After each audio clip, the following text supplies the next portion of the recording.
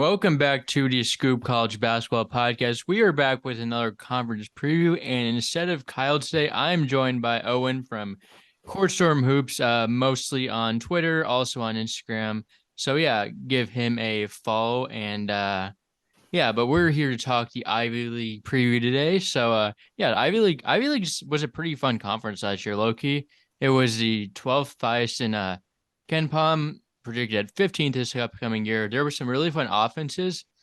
Obviously, Princeton made it pretty far in tournament. They made it to Sweet 16. Yale won the regular season conference championship. They were a very solid team on both ends. Cornell had a really exciting offense. So, what's your first thoughts on the Ivy?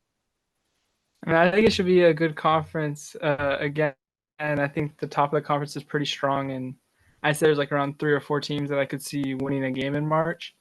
I think we're in for some fun basketball and maybe some March magic from the conference again. Yeah, so the all-conference players from last year on the first team, Chris Ludlam and Jordan Dingle, they both transferred to St. John's. Tosan Voman, he started his pro career. Matt Noling is back at Yale, and Keno Lilly Jr., he is back at Brown. On the second team, Paxton Wojcik transferred to North Carolina. Greg Dolan and Dave Medelikun, they both transferred to Loyola Chicago. Matt Loco is back at Princeton, and EJ Jarvis committed to Florida, but then later retired from basketball. So those are the all-conference players from last year. Not a ton of holdovers, but still some star players at the top. No new coaches in this conference either, unless I'm forgetting someone. I don't think there are any new coaches. But yeah, moving to our all-conference teams. So who do you have winning Player of the Year? I went best player on my best team. I went with Matt Nolan. Just That don't is overthink it. that is who I went with as well. The other guy, he's a very solid forward for Yale. Can do a lot of things. Was really playing strong at the end of the year. But the other player I was considering is Keno Lilly from Brown. Very solid player, both sides of the ball. Gonna maybe take an increase in production, even with Wojcik no longer there next to him. So, I'm assuming you had him on your first team. Yeah, I do. All right. Who else? You said it all. I mean, the guy scores, the guy defends. Best player on Brown. And yeah, another guy I have on, I went with the reigning Ivy Freshman of the Year, Caden Pierce. I think with Tosan leaving and going pro, there's a lot of points to go around. And I mean, they also lost Langborg. I mean, they lost a lot, and they're looking for someone to run their offense through. I think Pierce is their best guy. So, I mean, I have him on my first Yeah. team. I had him third team. I'm fully buying into Xavier Lido. I had him on my first team. Okay. I think he is gonna be one of the best On your players in this first team? conference. It might be a little strong, but I'm I'm a buying big into Xavier him. Lee fan, but he was So he was my when he is first first guy off. team, when he He is was my first first guy team, off all the teams. So that's fair. That's probably where more it should be. But I see the vision. He's definitely gets a lot of minutes in the backcourt. Can play make, can score. Solid defender as well. I think he could really step up in year two, and I think he's in for a huge breakout year. Maybe I went a little too far putting him on first team, but I still think he's going to be a very solid starter in the conference at the very least. Was really good internationally for Canada this summer at U19. So yeah, and then I also had Baz and Bang from Yale. He won the Defensive Player of the Year last year in the conference. Very solid point guard on the best team in the conference. he was on my second team, first guy off my first team. So I mean, strongly considered. Another guy out of my first team was Nazir Williams for Cornell. Yeah, yeah, that was He's the last gonna guy I have the had. keys, and I mean, he should have a big year. Yeah, and anyone else on your first team? Uh, Correct me if I say his last name wrong, but I had Clark Slashert I think from that's right. UPenn. Yeah, I did my second team. Yeah, definitely. I'm betting on him just taking a ton of shots with Dingle moving on and maybe averaging like 17, 18 points per game. Yeah, I could definitely see it. A lot of production to replace there. So yeah, I have him in my second team. Another guy I had in my second team is John Polakidis from Yale. Another very solid starter who averaged double digits last year on my second team there. Was their leading scorer, I believe, or at least scored the most points throughout the season He was for them. behind So Nolan for points per yeah, game. But yeah. Noling might have I feel like he He scored the was out a most few points games. in this. Yeah. Um, Hmm. who else did you have on your second team then? I have Mataloko from Yeah, Princeton. I feel like that one's a pretty self-explanatory pick. yeah, I had You him have the there as same. well. And then this is where I kind of have a breakout player. I mean, Chris Ledlam's leaving. I have Chizome Okpara from I had him Harvard. there. I had him there too. Okay, He yeah, was really highly regarded as a recruit coming into Harvard. I think he was just a freshman last year. I mean, put up some yeah. decent numbers.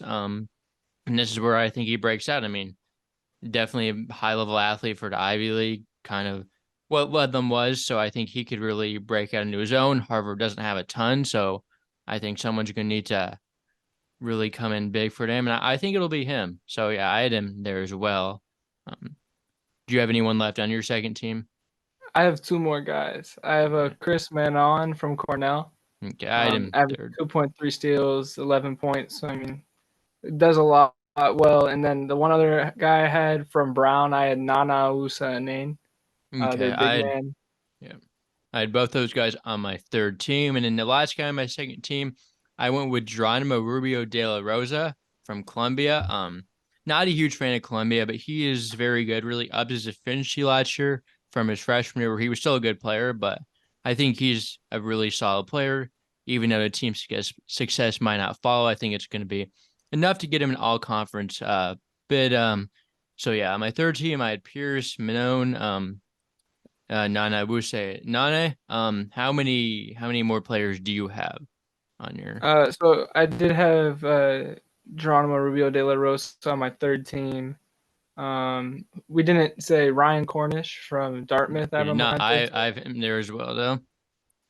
And then this is another one of my. I'm betting on him breaking out with some production leaving Brown. He's a rising sophomore, Kalu Anya, who should start at the four for Brown. And I mean, he had a really solid freshman year, averaging 8 and 6. Definitely think he could take a step up. And then also my last guy on my third team was Nick Spinoso from UPenn. Okay. So my last guy was August Mahoney, super efficient scorer, extremely efficient, really shot the ball well last year. So I had him on my third team. Um, moving to breakout players, we don't have transfers in this conference. We do have a few though. We have like two transfers. I think there's two because Yeah, Johnny Walter uh Casey was like Simmons. and Casey Simmons. So we wouldn't rank Yeah, our and then top two transfers. there's like Simmons is one. yeah, Walters two. But I think there's a few JUCO guys though. there's someone from Snow College I remember. Hmm. Let me Not look. many though. No. Hayden Franson from Cornell. They did have the Cornell a JUCO guy last year too. They had Max Watson, I believe came from a JUCO I level. think there's someone from Cal State Northridge. Yeah, Johnny Walter at Penn. You said, yeah, that's right. Yeah, but not a ton of transfers in this conference. Kind of hard to transfer into the Ivy League for academic reasons. That's also the reason we don't see a lot of players transfer out, except for now that there's some of these guys have extra eligibility and they can't return. But definitely a lot of continuity regularly. You don't just see guys randomly leave. So yeah. Let's see. Moving to our breakout players though. I think one breakout player that's fairly obvious is Danny Wolf. Yeah, Put up some huge numbers internationally, like put up some really big numbers internationally, playing for Israel and U20. I believe it was I think U20. it was. Um, yeah, he was like one of the best players in the whole tournament. Really led Israel to be one of the best teams in the whole tournament. And he has minutes available. So, um, just kind of self-explanatory there. Who were some of your breakout guys? I mean, I had Wolf, and another one I assume we both had Xavier and Lee, of course. I I, I mean, I didn't include him because I feel like just having guys like that on my all conference team is self-explanatory enough. So okay. I mean, Lee and Okpara would be like huge breakout candidates, but I wanted to kind of give some other guys credit because I already mentioned those guys, and obviously they're gonna See, break out if I I have did them. not do that at all. I also have That's Okpara fine. and Kaluanya, but Okay. Another guy I had is Zach Martini for Princeton. I think he works his way into the starting lineup, and I think Princeton's going to be a very solid team once again. So that was the guy I chose for Princeton. I took Let's one see. other guy from Princeton. I considered Martini, but I put Blake Peters. Okay. And there's some shots leaving with Langborn, and I Mhm. think he's probably the prime guy to step into that role. Okay. I chose Denim Mojic for Harvard. I think he's just going to get minutes. Hasn't really produced much so far, but might be in line for a starting point guard position with Evan Nelson out for the year. So I think he could get his minutes and he'll put up some stats if he gets the starting job. I have George Smith for Penn, really efficient scorer. That also is a guy that should benefit from Dingle leaving, maybe get some shots there. And then my last guy I chose Casey Simmons. I think he could really be a really good player in his conference and will be very important for Yale. Really solid 6 man, maybe works himself into the starting lineup. Yale is going to be really good. Simmons is a high level athlete for the Ivy, so I think he could really break out into what he was billed as a recruit. Moving to our all freshman team, there's some good freshmen in Ivy because of Mhm. the academic standards of Ivy. It uh, brings in a group of recruits that like a lot of solid recruits value their education stuff. So Harvard is a school that really gets some really is able to recruit. For example, but yeah, a lot of the Ivy League schools are able to get some pretty good kids. Obviously, there's a lot of limitations if you're recruiting an Ivy, but the academic definitely appeals to some certain group of kids. But one guy I had was Samson Alatan from Yale. I think he will share big man minutes with Wolf. He's a pretty big guy. Had a lot of high major offers, a lot of like Texas. I know that a lot of those schools were in on him. He ends up at Yale, and I think it's a very solid big man for their future. Obviously, with Wolf there, very solid big man duo. I mean, yeah, I have the same. I'm pretty sure he's the highest ranked recruit coming into the Ivy this year. So, I mean, it's hard to leave him off. He should get 15 or so minutes a game, and I expect him to be a very serviceable backup at Yale. Yes. Who did you have? Um, I'll go to my freshman of the year in the conference, Malik Mack. I mean, DC Gatorade Player of the Year last year. He can create shots for himself. He can create shots for others. I have him as Harvard starting freshman, so I mean, I think he'll be in for a big role, and I think he'll be very impactful as a freshman in the Ivy. yes, I have Mac on my team as well. I think he probably will eventually take over that starting point guard job as the season progresses. Just very skilled that should be able to make an impact. Another guy I had was Tyler Perkins from Penn. Another guy I think will make an impact right away, get some solid minutes on a pretty solid team in the conference. I have Perkins as well, going back into Maryland along with Mack. I mean, coming from Bolus, really solid scorer, and I mean, I think he'll be very good too. I mean, he is a Okay. bag. I'll just say right now, his ranking doesn't show it. The guy is a bag. I mean, he'll be able to score. I will keep that in mind. And then the last two guys, I have two Princeton guys to close it out. I have Dalen Davis, a point guard that was decently recruited. Should be a good fit in Ivy. He's a little smaller, I believe, but that shouldn't impact. Should be not as big of a deal going in Ivy. And Jacob Huggins, I think he is a guy that could provide some forward minutes for a team that's a little thin at forward outside of their starters. So I had those two Princeton guys to round it out.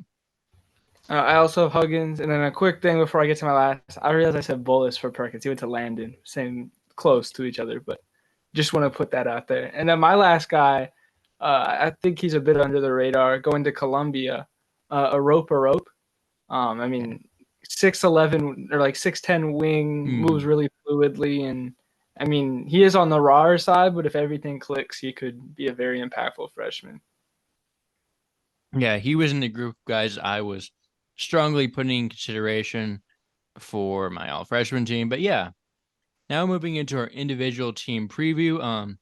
Starting from worst to best last year. Last place was Columbia. I have them sitting at last place again. I have the same. I mean, I think they're better, but I don't think they're good enough to move into 7. No, I mean they didn't lose anyone. Like they didn't lose anyone that was that Like super contributed all deep. last year. Like uh Rubio, John Rubio de la Rosa should could be in for an impact increased role. Even Avery Brown was a really highly regarded recruit as well. At one point, he was like going high major. So he had a decent freshman year. Definitely could break out a little bit there. Blair Thompson, another guy that was recruited highly. They have some solid front row guys, Liam Murphy and Zinedine Bidri. I'm probably mispronounced that, but and then And then you got Aro. Josh Odunowo as well. I mean, it's not a Mhm. terrible roster. I mean, it is a pretty bad roster, Yeah, but I mean, I think they'll win more games than last year. But I mean, they made no big additions to a team that was last. It feels hard yeah, to move them up. yeah. It's a very talented backcourt though. Hmm. Brown, Rubio De La Rosa, Blair Thompson, Xavier McLean, Kenny Noland. Like there's some pieces there. I just overall like it just didn't improve. Every team that was by far lots plays last year. So there's only so much you can go up when you're that far down. You can't really recruit to a high level, at least guys that can impact the game right away. Like Europa is a good recruit, but he's not the same. He's not the same thing as a plug and play transfer. It's gonna, he's gonna be good right away. Europa might take a few years to get there. Next team is Harvard. I have them sitting at 6 this year. I have the Um, same. yeah. Here Amaker has wasted a lot of talent recently, honestly. Like Louis Lesman was a top 100 recruit at one point, didn't really do much. I mean, he's still there, hasn't really done much up to this point. Opara, I guess the guy who really went to break out. It does hurt Hmm. losing Evan Nelson for the year. He probably would have been their best player, but he is out for an Achilles injury, and I think he's going to transfer after the year due to academic eligibility, all that stuff. Kyle Filipowski's brother, Matt, sitting around there on the bench. Yeah. Some decent freshmen, obviously, just besides Mac, Xavier Nesbitt, and Thomas Baddies are guys that could see some minutes right away. Hmm. Overall, though, like Harvard Just not usually is, much. they're usually a super talented roster, and I feel like they're a little less talented than they usually are. Like Ledlam was so good. Eden Trotute was pretty solid as well. And yeah, and losing Nelson really hurts, I even mean, I with like their front Ogpar. court. Yeah, I I mean, like their yeah. front court with Okpara and Ojugbor. Mm-hmm. But I mean, the backcourt is a huge question mark. You have Yes. Wojcik, who played 8 minutes a game, Chandler Mm-hmm. played 10, and you have a freshman. I mean, it's a very unproven Yes. team. Though I will Yes. say, going down the line with Robert Henning coming in next year, like Yes. Yeah. that backcourt is started going to look really good in a few years, but I don't think they're there yet. Yeah. It'll take a little bit, but I don't know. They have a lot of talent. I mean, a lot of these Hmm. guys were highly regarded recruits on the team. We will see if they can live up to that. Next team is Dartmouth. I have them at seventh. I have the Um, same again. yeah, I mean, they bring back some solid guys, but Adelakun was so good. He was Yeah. extremely efficient. Extremely efficient. And he's off to Loyola Chicago. They bring back two really good players in Cornish and Dusan Neskovic. Um, so that's a good start. But overall, like this team was actually worse than Harvard last year. They just kind of outperformed uh, their record a little bit. So again, like I don't see them really being that much better than they were last year. Maybe like Neskovic even takes a bigger jump, like Brandon Mitchell Day could assure himself as a solid starter. Isaiah Robinson, Jaron Johnson, Cade Haskins, those are guys who could like step up. Jackson Monroe in year two, but like they're just not that much better from last year. I mean, they lost their best player, so Yeah, I was gonna say I don't think they are better. I mean, uh, they didn't add I don't anyone. know. They lose their best player. At best, they're like about the same team if everyone can Yeah. take a step up. But I mean, Cornish and Neskovic is obviously a good duo. I do like Mitchell Day and Monroe just coming in Mm-hmm. sophomore year. You could Yeah. expect a decent jump, but Yeah, I like I mean, Monroe. there's nothing that says this team's gonna improve on the roster. Adelakun was like so efficient. Let me pull up Mm. his efficiency numbers.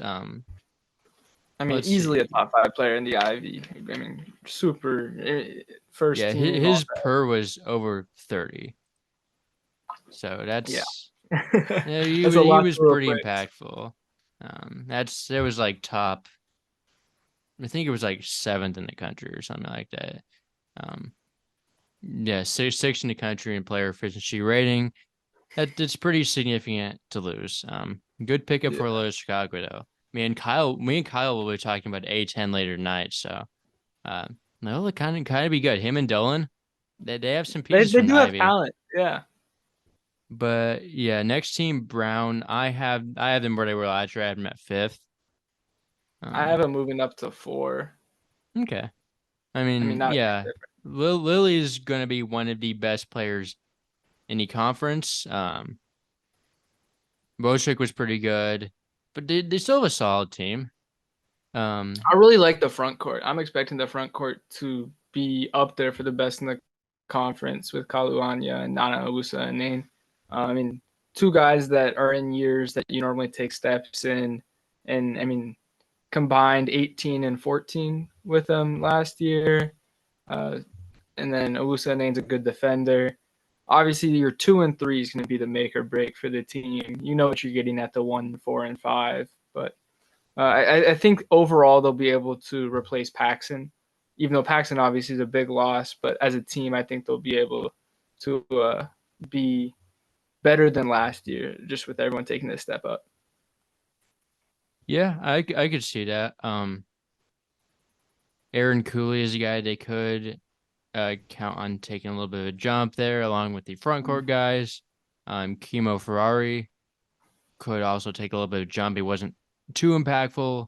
Played a decent amount of minutes and contribute a ton, but in that starting lineup, as he's projected, he could be a impactful player. They have Drew Caney, a redshirt freshman who was decent. I think he could be okay.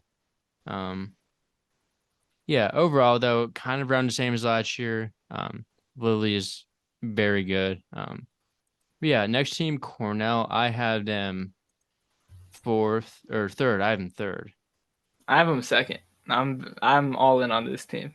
I really It's like it. good. Dolan was really good, but like they have a high-powered offense. They have everyone back but Dolan. This is a pretty good team. I think Cornell this is is the scariest team to play in March, just with how fast they play. I mean, Yale is obviously the best team in the Ivy. I think we can agree on that. But if you're a team coming in, like, let's say Tennessee, a team that likes to play slow, and you have to play Cornell first round, I would not feel comfortable entering that matchup. I mean, Mhm. you have an elite point guard in Nazir Williams. Isaiah Gray does what he needs to do. With Chris Menon getting more minutes this year, I think he could be key. The front court is very serviceable. I mean, I like Sean Hansen. Guy Ragland figures to be their sixth man again. I mean, I really like this team, and I think it's again a team you do not want to play in a first round matchup. Yeah. I mean, they scored 105 in Miami last year and like that close loss towards the beginning of the season. Like they run so fast in offense. They have a lot of talent back. Williams could take the next step up with Dolan gone. So could Gray and Manon. Maybe you get some production out of Hayden Franson, JUCO transfer, Max Watson, a former JUCO transfer. You get that second year transfer bump there, maybe. Sean Hansen, Keller Boothby, very solid roster all around. Um, returns a they return a lot of production from last year, and I think they could once again be at top of the conference. Very good offense last year. I think they were top 50 in offense. I would Yeah, assume so, or at 50th least some. exactly. The Mm-hmm. defense is not great, but they have a high-powered offense. There's something about those unbalanced teams in March. You don't want to play them. If they're good at one thing and the other side just kind of clicks for a day, it's a scary matchup. Yes. Next team, Penn. I have them at fourth. Yeah, I have them at fifth. Um, yeah, I mean, I think it's still a pretty decent team, even though there's Dingle. Slatcher's probably going to take a step up. Max March was really good last year. Nick Spinoso, I think, could be solid as well. George Smith could be in for a breakout. Tyler Perkins could assert himself. So it's a pretty decent team overall. Mhm. Dingle is obviously hard to I replace. mean, you're losing the highest returning scorer, like Yes. returning the college score in all of college basketball. And while there are pieces, it does take a lot out of a team when you have. How many shots was he taking last year? I mean, probably mid to high teens. I mean, the guy was hoisting up shots at a very efficient percentage. And well, I do think there are pieces. There's just going to be a lot to replace someone of Dingle's capabilities. Again, I do like Clark at the one. I mean, I think he'll have a really big year. I do have Tyler Perkins starting right now. We'll see how Okay. It far looks that like is. Max March medically He retired, so moved he's not on. Yeah. at I mean, yeah, all right. there's definitely some question marks. They pretty much throughout the roster behind besides Clark and Spinoza. There's a lot they're gonna have to fill. So well, Yeah. I have him at fifth just for being pretty unproven. Yeah, I didn't realize March wasn't playing this year, so that might I would consider bumping him down under Brown, but I think it's still now until further notice. Still a very talented team to bring a few impact freshmen. I think Nick Polonowski is a guy that could also be okay right away. Eddie Holland could break out in the starting lineup, and I mean it did. I mean, yeah, Johnny Walter. Mm, I don't think he's that good, but he I'm played a not little bit that. internationally. Um, you're probably not getting much from him, but still a I mean, very he's solid a team. body, 6'10", so I mean, he Yeah. should figure to get some backup big minutes. Yeah, he should be at least physically talented in the Ivy League. Next team, Princeton. I have them at second. I'm at third. I think this is still a very good team, despite the pieces they lost. Obviously, lost Tosan, who was amazing. They lost Langborg, who was pretty solid. Kelman was really good, big man. But they still have some guys. Obviously had a breakout. Lee and Pierce are both freshmen last year. I think those are guys that could be some of the best players in the conference this year. Aloco was one of the best players in the conference last year. Mm-hmm. Blake Peters, another breakout guy. Good freshman class. Like Devin Austin could break out as well off the bench. There are a lot of pieces here. Yeah, I don't think the issue is talent, but I do think. I mean, Tosan wasn't just a really good player. They played their entire offense through the guy. I mean, Yeah. he was the offense. Like more than just a scorer. Every single play, he touched the ball. Mm-hmm. And I mean, it's a big piece to lose. Well, I mean, I like Pierce a ton. I like Lee a ton. You don't really have someone who I think can control the ball like Tosan and run an entire offense as well as he did. I mean, yeah, And I still he think was they'll one be of a good. kind. Yeah, and I mean, I still think they'll be good. And I have them third. I definitely think they could return to March Madness, but and there's a bit of a lack of an identity entering this year. But again, the talent's all there. It's just how much they'll step up and how will it all mesh together. Yeah, very well coached team now. Mm-hmm. Henderson is a very good coach. Yeah, I mean, very good system they run too. I mean, obviously, Tonestown's not there, but still a very talented team, solid overall. Definitely have a chance to return to March, although I think the runaway favorite right now is Yale, who next team we're talking about, I'm sure we both have them sitting at Yeah. first place in the conference. They're the clear first best team in this conference. They lose Jarvis, but they bring back everyone else of note. They do lose Isaiah Kelly, who played a little bit. He was a fringe starter, but not as of note as the guys they were returning. Nolings was their best player last year. Polikitis should be solid. Mahoney and Bang, those are all four double-digit scores from last year. Casey Simmons, former top 100 recruit, definitely could be one of the best players in this conference, especially in a few years. Like obviously, Danny Wolf was amazing this summer. Alatan, high level recruit for the conference. And you have guys with the bench that could break out, like Nick Townsend, um, Jack Malloy, Yusuf Basaama, Yassine Garam. Like, it's a very solid team overall. And yeah, I think this will be a team that has a chance to win a game in March. I really don't think there's a hole on this team. I feel really comfortable in like their top 9 or 10 players to do their job. I think this is a team that could honestly compete for an at-large bid if they don't win the tournament like last year.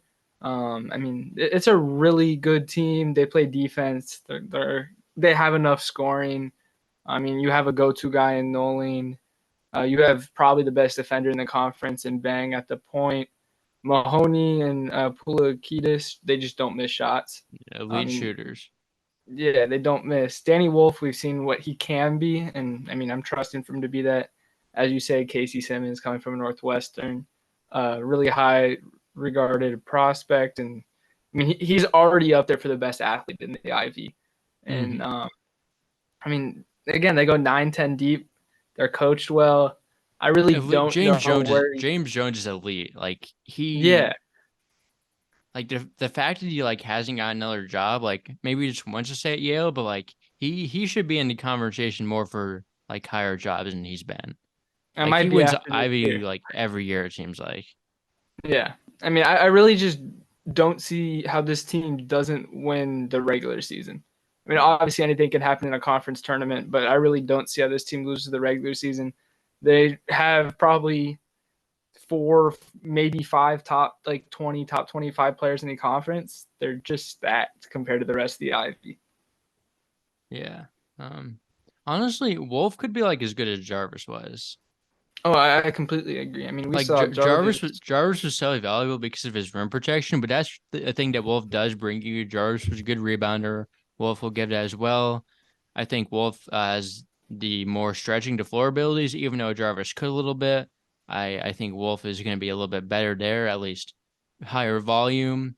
Um, Obviously, polished scoring was something that will need to be improved, but I think that he could really break out based on what we've seen this summer. Um, let's check their schedule. I want to see who they play because they play Gonzaga their first game of the season, first Mhm. D1 game. They play Just at while you're Loyola pulling that up, Marymount. okay. I was gonna say At, I don't really think losing Jarvis is even much of a loss, and I'll say the same with Langborn or Princeton. I think the guys mm-hmm. behind them, they only were behind them because they were freshmen. I think they're more talented players and Yeah, definitely can fulfill what they're losing. yeah. Yeah. Yale plays a decent non-con schedule. So they play at Gonzaga, at Loyola Marymount, Colgate neutral, Weber State neutral, at Rhode Island, at Vermont, at Kansas, at Santa Clara. I mean, at Howard too. So that they have some opportunities. If they can steal a few of those games, obviously they're probably not going to steal Gonzaga or Kansas. Although it wouldn't be the craziest thing in the world. They almost beat Kentucky last year. I remember that in Rupp. Yeah, it was they were. I wouldn't say they almost beat them, but it was a close game. They were competitive. Yeah, yeah, yeah. Yes, they were But and competitive. then I mean that LMU game should be really interesting with the battle of the four men there. I mean, those are two. I mean, all conference for Yes, four men. That should be fun. yeah, that's going to be a funny game. At Loyola Marymount, so yeah, that'll be a good one. Weber State neutral, elite for. I mean, Dylan Jones is way better than knowing, That's but gonna be another really fun matchup. Yeah. yeah, really solid non-con schedule actually overall. The two top teams and there's a solid mix of teams as well. But yeah, and any more notes about the Ivy or Gale or anything? I mean, I feel like it's honestly one of the most easy to read conferences entering the year. I don't think there's going to be a Yeah, ton of fluctuation between the like projected order of standings. I yeah. mean, I I feel feel like like it's the a standings are really simple sort of layout. consensus Yeah. to an extent. Because I mean, every other conference, like especially power conferences, everyone has a different order of teams, Hmm. but it feels so set that everyone's differences are maybe just one team up or down, and there's not much. Yeah. I mean, and Yes. obviously a shorter episode with only 8 teams and then no Yeah. transfers, but I feel like we've kind of hit everything we need to say about the Ivy. Yeah, I mean, still covered in depth, obviously, going to be shorter because of those circumstances. But yeah, if you've been watching till now, make sure to give our social medias a follow at Hoop Scoop Media, Instagram, Twitter, YouTube. Make sure to subscribe to us on YouTube. If you're listening to us on the podcast apps, make sure to hit us with a 5-star review. That would be much appreciated. And yeah, we are 8 days until college basketball. Did you watch the Tennessee Michigan State game? I can't say I did. I was watching the football. I can't Mm, lie, but I saw those Cohen card dunks, and man, I mean, I knew it was bouncy, but just it's gonna he's be so fun watching him this year. he had a block that was really nice too. Right now, Kansas and Illinois are playing. Said end of the first half, or I mean, there's like a minute left in the first half, but it's another good game. Is that? Illinois is up by 4 right now, Ooh. 39-35. Haven't actually been watching the game since I've been focusing on this podcast, but yeah, this definitely. Hopefully, we get a good second half. But yeah, though that Michigan State Tennessee game felt like a real game. Felt like March. So did Purdue Arkansas the other day. Like we were getting good games, and then And once I the just season gotta starts, say, charity exhibitions are the new way. Like we need just so many more of those. Getting to watch televised college basketball this early, there's just nothing better. and then once we get the season starts, there's like no good games for a little bit. Especially that what is it, the Thursday? It's like completely dead. Yeah, I think there's it's no good games on that Thursday. yeah. I know there are a few days when it's pretty bad. Um, yeah. I mean, opening day like USC and K State is a good one, but besides that, Georgia, it's a little Oregon might thin. be okay, but there's really not much I day think there's one. a few mid-major games. Like I think like UAB plays Bradley or something like that. Those Doesn't those teams Princeton both. play Rutgers? Yeah, Bradley plays UAB. Yeah, Princeton Rugby, that's a good one. Akron, South That's Dakota good. State. Louisiana Tech, Colorado State, maybe. There was another decent one. I went to Charleston, that could be decent. Missouri State, West Virginia, Northern Kentucky, Middle Tennessee, um, Cleveland State, Duquesne. Overall, though, it's kind of a weak schedule. I wish they would just play these games like the first week of the season Yeah, I would agree. because like those teams don't lose anything. Like there's no downside if they lose. Like it's not a bad loss. If they win, it's a huge I know win. that's why I always think quad one losses are not bad. I mean, and you're giving No, yourself a chance at a win. So I wish they would just schedule all these as real games. But I mean, we move on. yeah, Illinois up Once we six. get to okay, Illinois is up 6 now. Yeah, going into halftime. Yeah. Well, And any more notes before we covered. wrap it up? I think we've covered all the IP that we need to. I mean, it should Yes. be again, it should be a solid conference. I think there's about the top of the conference, the upper half could definitely win a game in March. But I mean, we'll see how we're playing. They're all Yeah. playing when we get there. Yes. Yeah. So me and Kyle will be back next for the A10. And I guess we'll figure out after that when we get there. But yeah, A10 up next.